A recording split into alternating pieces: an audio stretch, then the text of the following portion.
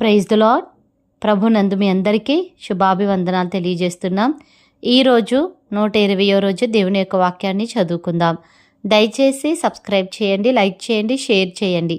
దేవుడు దీవించును గాక. ఆమేన్. ఈ దినం 122వ రోజు దేవుని యొక్క వాక్యాన్ని చదువుకుందాం. మొదటి దినవృత్తాంతములు 21వ అధ్యాయము.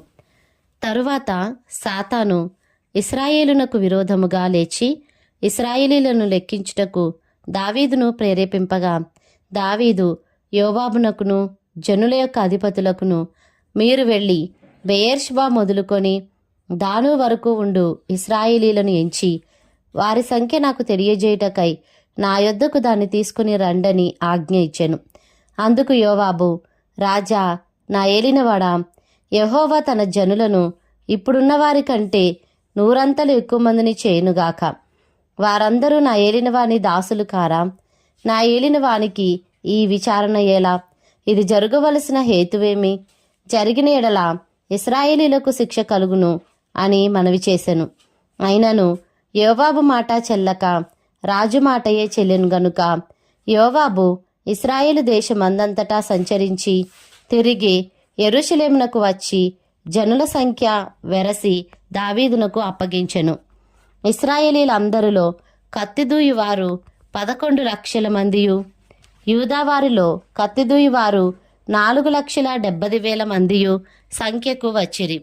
రాజు మాట యోవాబునకు అసహ్యముగా ఉండెను గనుక అతడు లేవి, బెన్యామీను గోత్ర సంబంధులను ఆ సంఖ్యలో చేర్చలేదు. ఈ కార్యము దేవుని దృష్టికి ప్రతికూలమగుట చేత ఆయన ఇశ్రాయేలీలను బాధపెట్టెను. దావీదు, నేను ఈ కార్యము చేసి అధిక పాపం తెచ్చుకొంటిని. నేను మిక్కిలి అవివేకముగా ప్రవర్తించి తిని. ఇప్పుడు నీ దాసుని దోషము పరిహరించుమని దేవునితో మొరపెట్టగా, యెహోవా దావీదునకు దర్శకుడగు గాదుతో ఈలాగు సెలవిచ్చెను. నీవు వెళ్ళి దావీదుతో ఇట్లనుము, యెహోవా సెలవిచ్చినదేమనగా, 3 విషయములు నేను నీ ఎదుట నుంచుచున్నాను. వాటిలో ఒక దానిని నీవు కోరుకొనిన ఎడల దాన్ని నీకు చేయుదును. కావున గాదు దావీదునొద్దకు వచ్చి ఇట్లనెను, 3 ఏండ్ల పాటు కరువు కలుగుట, 3 నెలల పాటు నీ శత్రువులు కత్తి దూసి నిన్ను తరుమగా నీవు వారి ఎదుట నిలవలేక నశించిపోవుట, 3 దినముల పాటు దేశమందు యెహోవా కత్తి అనగా తెగులు నిలుచుట చేత యెహోవా దూత ఇశ్రాయేలీల దేశమందంతటా నాశనము కలుగజేయుట అను వీటిలో ఒక దానిని నీవు కోరుకొనుమని యెహోవా సెలవిచ్చుచున్నాడు. కావున నన్ను పంపిన వారికి నేను ఏమి ప్రత్యుత్తరం ఇయ్యవలెనో దాని యోచించుము. అందుకు దావీదు, నేను మిక్కిలి ఇరుకులో చిక్కియున్నాను. యెహోవా మహాకృపగలవాడు. నేను మనుషుల చేతిలో పడక ఆయన చేతిలోనే పడుదునుగాక అని గాదుతో అనెను. కావున యెహోవా ఇశ్రాయేలీల మీదికి తెగులు పంపగా ఇశ్రాయేలీలో 70,000 మంది చచ్చిరి. యెరూషలేమును నాశనము చేయుటకై దేవుడు ఒక దూతను పంపెను. అతడు నాశనము చేయబోచుండగా యెహోవా చూచి ఆ చేటు విషయమై సంతాపముంది నాశనము చేయి దూతతో, చాలును, ఇప్పుడు నీ చెయ్యి ఆపుమని సెలవీయగా ఆ దూత యెబూసీయుడైన ఒర్నాను కళ్ళమునొద్ద నిలిచెను. దావీదు కనులెత్తి చూడగా భూమి ఆకాశముల మధ్యను నిలుచుచు వరదీసిన కత్తి చేతపట్టుకుని దానిని యెరూషలేము మీద చాపిన యెహోవా దూత కనబడెను. అప్పుడు దావీదును పెద్దలును గోనెపట్టలు కప్పుకొనిన వారై సాష్టాంగ పడగా, దావీదు, జనులను ఎంచుమని ఆజ్ఞ ఇచ్చిన వాడను నేనే గదా, పాపము చేసి చెడుతనము జరిగించిన వాడను నేనే గదా, గొర్రెల వంటి వారగు వీరేమి చేసిరి? నా దేవుడవైన యెహోవా, బాధపెట్టు నీ చెయ్యి నీ జనుల మీద నుండకుండా నా మీదను నా తండ్రి ఇంటి వారి మీదను ఉండనిమ్మని దేవునితో మనవి చేసెను. యెబూసీయుడైన ఒర్నాను కళ్ళమునందు యెహోవాకు ఒక బలిపీఠమును కట్టించుటకై దావీదు అచ్చటికి వెళ్ళవలనని దావీదునకు ఆజ్ఞనిమ్మని యెహోవా దూత గాదునకు సెలవీయగా, యెహోవా నామమున గాదు పలికిన మాట ప్రకారము దావీదు వెళ్ళెను.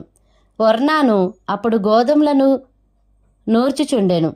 అతడు వెనుకకు తిరిగి దూతను చూచినప్పుడు అతడును అతనితో కూడానున్న అతని 4 కుమారులను దాగుకొనిరి. దావీదు ఒర్నాను నొద్దకు వచ్చినప్పుడు ఒర్నాను దావీదును చూచి కళ్ళంలో నుండి వెలుపలికి వచ్చి తల నేలమట్టుకు వంచి దావీదుకు నమస్కారము చేసెను. ఈ తెగులు జనులను విడిచిపోవునట్లుగా ఈ కళ్ళపు ప్రదేశమందు నేను యెహోవాకు ఒక బలిపీఠమును కట్టించుటకై దాని నాకు తగిన క్రయమునకిమ్మని దావీదు ఒర్నానుతో అనగా, ఒర్నాను రాజైన నా ఏలినవాడు దాన్ని తీసుకుని తన దృష్టికి అనుకూలమైనట్టు చేయునుగాక. ఇదిగో దహన బలులకు ఎద్దులు, కట్టెలకై నురిపిడిమ సామగ్రి, నైవేద్యమునకు గోధుమ పిండి, ఇది అంతయు నేనిచ్చేదనని దావీదుతో అనెను. రాజైన దావీదు, అట్లు కాదు, నేను నీ సొత్తును ఊరక తీసుకొని యెహోవాకు దహనబలులను అర్పించెను. న్యాయమైన క్రయధనమిచ్చి దాని తీసుకొందునని ఒర్నానుతో చెప్పి ఆ భూమికి 600 తులముల బంగారమును అతనికిచ్చెను. పిమ్మట దావీదు యెహోవాకు అచ్చట ఒక బలిపీఠమును కట్టించి దహన బలులను సమాధాన బలులను అర్పించి యెహోవాకు మొరపెట్టగా ఆయన ఆకాశంలో నుండి దహన బలిపీఠం మీదికి అగ్ని వలన అతనికి ప్రత్యుత్తరమిచ్చెను. యెహోవా దూతకు ఆజ్ఞాపింపగా అతడు తన కత్తిని మరలా వరలో వేసెను. యెబూసీయుడైన ఒర్నాను కళ్ళమందు యెహోవా తనకు ప్రత్యుత్తరమిచ్చెనని దావీదు తెలుసుకొని అచ్చటనే బలి అర్పించెను. మోషే అరణ్యమందు చేయించిన యెహోవా నివాసపు గుడారమును దహన బలిపీఠమును ఆ కాలమందు గిబియోనులోని ఉన్నత స్థలమందుండెను. దావీదు యెహోవా దూత పట్టుకొనిన కత్తికి భయపడిన వాడై దేవుని యొద్ద విచారించుటకు ఆ స్థలంనకు వెళ్ళలేకుండెను. 1 దినవృత్తాంతములు 22వ అధ్యాయము. మరియు దేవుడైన యెహోవా నివాస స్థలము ఇదే అని, ఇశ్రాయేలీలు అర్పించు దహన బలులకు పీఠము ఇదే అని దావీదు సెలవిచ్చెను. తరువాత దావీదు ఇశ్రాయేలీల దేశమందుండు అన్యజాతి వారిని సమకూర్చుడని ఆజ్ఞ ఇచ్చి దేవుని మందిరమును కట్టించుటకై రాళ్ళు చెక్కువారిని నియమించెను. వాకిళ్ల తలుపులకు కావలసిన మేకులకేమి చీలలకేమి విస్తారమైన ఇనుమును, తూచసఖ్యము కానంత విస్తారమైన ఇత్తడిని, ఎంచనలవి కానన్ని దేవదారు మ్రానులను దావీదు సంపాదించెను. సీదోనీయులను తూరీయులను దావీదునకు విస్తారమైన దేవదారు మ్రానులను తీసుకుని వచ్చుచుండిరి. నా కుమారుడైన సొలొమోను పిన్న వయసు గల లేతవాడు. యెహోవాకు కట్టబో మందిరము దాని కీర్తిని బట్టియు అందమును బట్టియు సకల దేశములలో ప్రసిద్ధి చెందునట్లుగా అది చాలా ఘనమైనదై ఉండవలెను. కాగా దానికి కావలసిన సాధన రాశిని సిద్ధపరిచేదనని చెప్పి దావీదు తన మరణమునకు ముందు విస్తారముగా వస్తువులను సమకూర్చి ఉంచెను.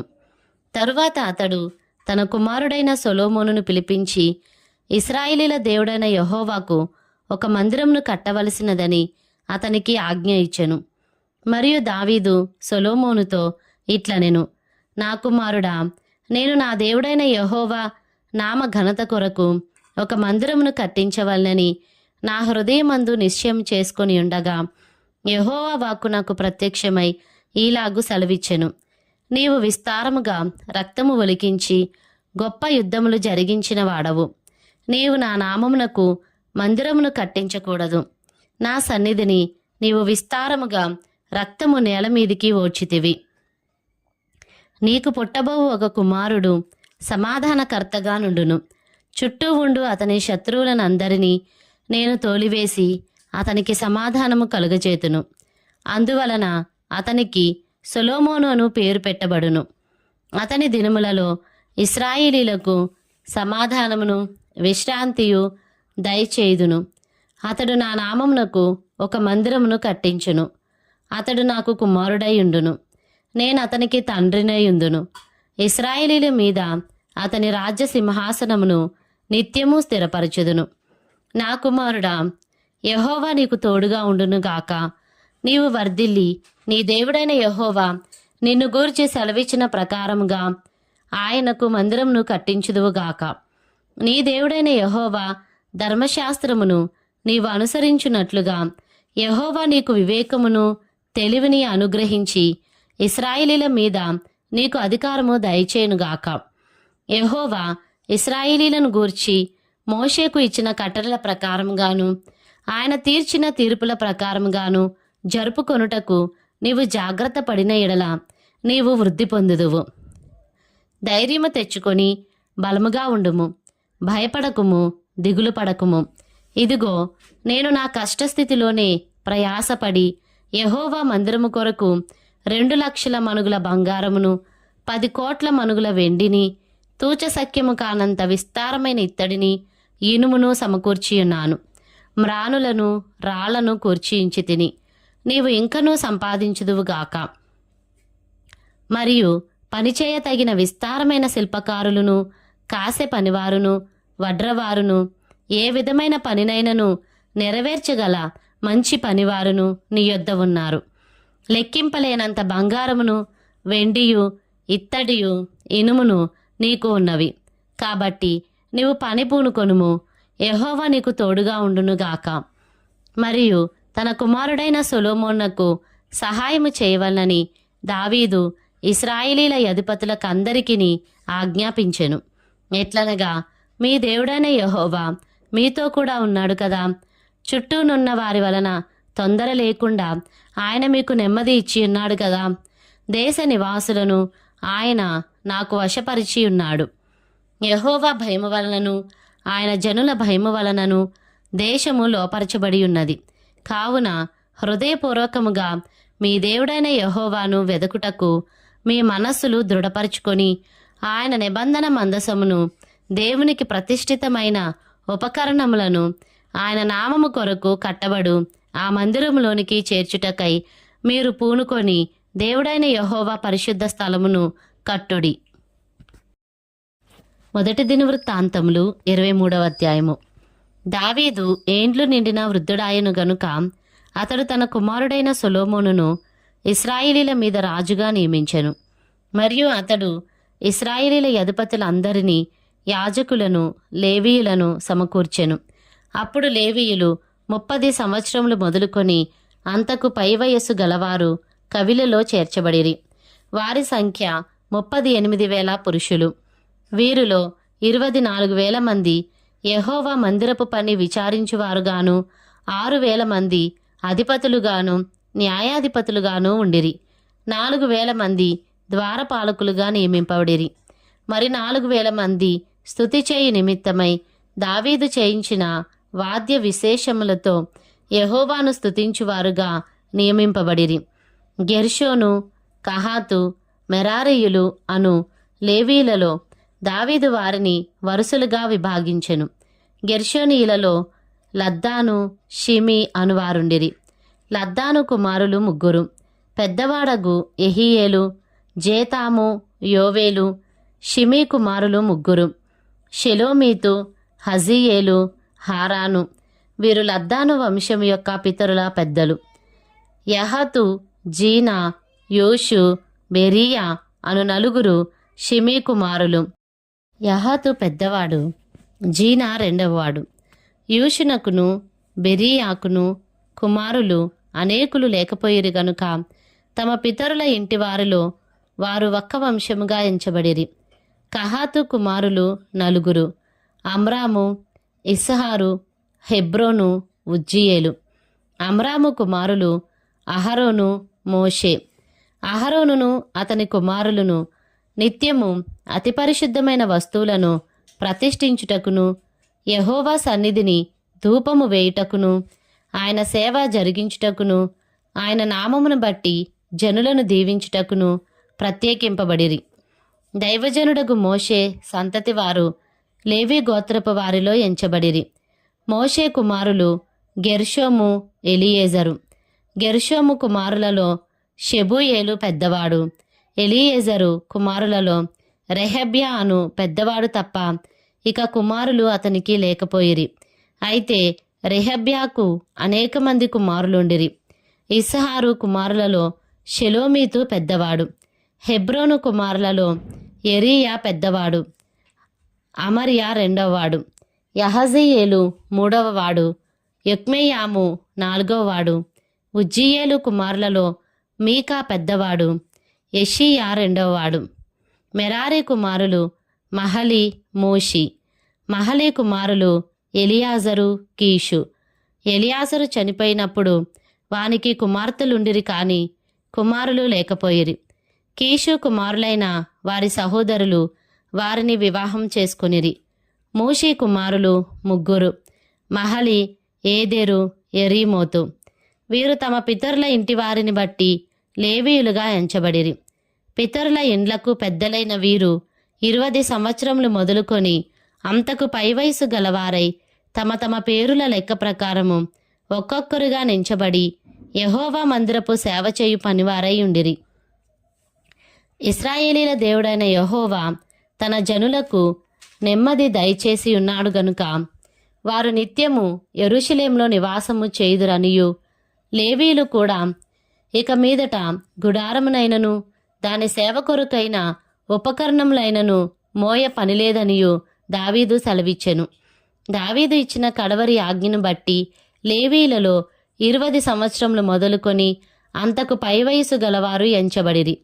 వీరు అహరోను సంతతి వారి చేతి క్రింద పనిచూచుటకును వారి వశంననున్న యెహోవా మందిర సేవ కొరకైన సాలలలోనూ గదులలోనూ ఉంచబడిన సకలమైన ప్రతిష్ఠిత వస్తువులను శుద్ధి చేయుటకును, దేవుని మందిర సేవ కొరకైన పనిని విచారించుటకును, సన్నిధి రొట్టెను, నైవేద్యమునకు తగిన సన్నపు పిండిని, పులుసు లేని భోజ్యములను, పెనములో కాల్చుదానిని, పేల్చుదానిని, నానా విధమైన పరిమాణములు గల వాటిని, కొలత గల వాటిని విచారించుటకును, అనుదినము ఉదయ సాయంకాలముల యందు యెహోవాను గూర్చిన స్తుతి పాటలు పాడుటకును, విశ్రాంతి దినములలోను అమావాస్యలలోను పండుగలలోను యెహోవాకు దహన బలులను అర్పింపవలసిన సమయములన్నిటిలోనూ లెక్కకు సరియైన వారు వంతు ప్రకారము నిత్యము యెహోవా సన్నిధిని సేవ జరిగించుటకును నియమింపబడిరి. సమాజపు గుడారమును కాపాడుటయు పరిశుద్ధ స్థలమును కాపాడుటయు యెహోవా మందిరపు సేవతో సంబంధించిన పనులలో వారి సహోదరులకు అహరోను సంతతి వారికిని సహాయము చేయుటయు వారికి నియమింపబడిన పని అయి ఉండెను. మొదటి దినవృత్తాంతములు 24వ అధ్యాయము. అహరోను సంతతి వారికి కలిగిన వంతులేవనగా, అహరోను కుమారులు నాదాబు, అబీహు, ఎలియాజరు, ఈతామారు. నాదాబును అబీహుయును సంతతి లేకుండా తమ తండ్రి కంటే ముందుగా చనిపోయిరు గనుక ఎలియాజరును ఈతామారును యాజకత్వము జరుపుచూ వచ్చిరి. దావీదు ఎలియాజరు సంతతి వారిలో సాదోకును, ఈతామారు సంతతి వారిలో అహీమెలెకును ఏర్పరిచి వారి వారి జనము యొక్క లెక్కను బట్టి పని నియమించెను. వారిని ఏర్పరచుటలో ఈతామారు సంతతి వారిలోని పెద్దల కంటే ఎలియాజరు సంతతి వారిలోని పెద్దలు అధికులుగా కనబడిరి గనుక ఎలియాజరు సంతతి వారిలో 14 తమ పితరుల ఇంటివారికి పెద్దలుగాను, ఈతామారు సంతతి వారిలో 8 మంది తమ తమ పితరుల ఇంటివారికి పెద్దలుగాను నియమింపబడిరి. ఎలియాజరు సంతతిలోని వారును ఈతామారు సంతతి వారిలో కొందరును దేవునికి ప్రతిష్ఠితులగు అధికారులై ఉండిరి గనుక తాము పరిశుద్ధ స్థలమునకు అధికారులుగా ఉండుటకై చీట్లు వేసి వంతులు పంచుకొనిరి. లేవీయులలో శాస్త్రిగానున్న నెతనేలు కుమారుడగు షెమయ రాజు ఎదుటను, అధిపతుల ఎదుటను, యాజకుడైన సాదోకు ఎదుటను, అబ్యాతారు కుమారుడైన అహీమెలెకు ఎదుటను, యాజకుల ఎదుటను, లేవీయుల ఎదుటను, పితరుల ఇండ్ల పెద్దలైన వారి ఎదుటను వారి పేర్లు దాఖలు చేసెను. ఒక్కొక్క పాత్రల నుండి ఒక పితరుని ఇంటి చీటి ఎలియాజరు పేరటను, ఇంకొకటి ఈతామారు పేరటను తీయబడెను. మొదటి చీటి యెహోయారీబునకు, రెండవది యెదాయాకు, మూడవది హారీమునకు, నాలుగవది సెయోరీమునకు, ఐదవది మల్కీయాకు, ఆరవది మీయామినుకు, ఏడవది హక్కోజునకు, ఎనిమిదవది అబీయాకు, తొమ్మిదవది యేషూవకు, 10వది షెకన్యాకు, 11వది ఎల్యాషీబునకు, 12వది యాకీబునకు, 13వది హుప్పాకు, 14వది యెషెబాబునకును 15వది బిల్గాకు 16వది ఇమ్మేరునకు 17వది హెజీరునకు 18వది హప్పిస్సేసునకు 19వది పెతహయాకు 20వది ఎహెస్కేలునకు 21వది యాకీనునకు 22వది గామూలునకు 23వది దెలయ్యాకు 24వది మయజ్యాకు పడెను. ఇశ్రాయేలు దేవుడైన యెహోవా వారి పితరుడగు అహరోనునకు ఆజ్ఞాపించిన కట్టడ ప్రకారముగా వారు తమ పద్ధతి చొప్పున యెహోవా మందిరంలో ప్రవేశించి చేయవలసిన సేవా ధర్మము ఈలాగున ఏర్పాటు ఆయను. శేషించిన లేవీ సంతతి వారెవరనగా అమ్రాము సంతతిలో షూబాయేలును, షూబాయేలు సంతతిలో ఎహెద్యాహును, రెహబ్యా ఇంటిలో అనగా రెహబ్యా సంతతిలో పెద్దవాడైన ఇషియాయును, ఇసహారీయులలో షెలోమోతును, షెలోమోతు సంతతిలో యాహాతును, హెబ్రోను సంతతిలో పెద్దవాడైన ఎరీయా, రెండవవాడైన అమర్యా, మూడోవాడైన యహజీయేలు, నాలుగోవాడైన యొక్మెయాములును, ఉజ్జీయేలు సంతతిలో మీకాయును, మీకా సంతతిలో షామీరును, ఇష్షియా సంతతిలో జకర్యాయును, మెరారి సంతతిలో మహలి మూషి అనువారును, యహజీయాహు సంతతిలో బెనోయును. యహజీయాహు వలన మెరారికి కలిగిన కుమారులెవరనగా బెనో, షోహము, జక్కూరు, ఇబ్రి. మహలికి ఎలియాజరు కలిగెను. వీనికి కుమారులు లేకపోయిరి. కీషు ఇంటివాడు అనగా కీషు కుమారుడు యెరహ్మెయేలు. మూషి కుమారులు మహలి, ఏదెరు, యెరీమోతు. వీరు తమ తమ పితరుల ఇండ్లను బట్టి లేవీయులు. వీరును తమ సహోదరులైన అహరోను సంతతి వారు చేసినట్లు రాజైన దావీదు ఎదుటను సాదోకు, అహీమెలెకు అను యాజకులలోను లేవీలలోను పితరుల ఇండ్ల పెద్దల ఎదుటను తమలో నుండి పితరుల ఇంటి పెద్దలకును తమ చిన్న సహోదరులకును చీట్లు వేసుకొనిరి.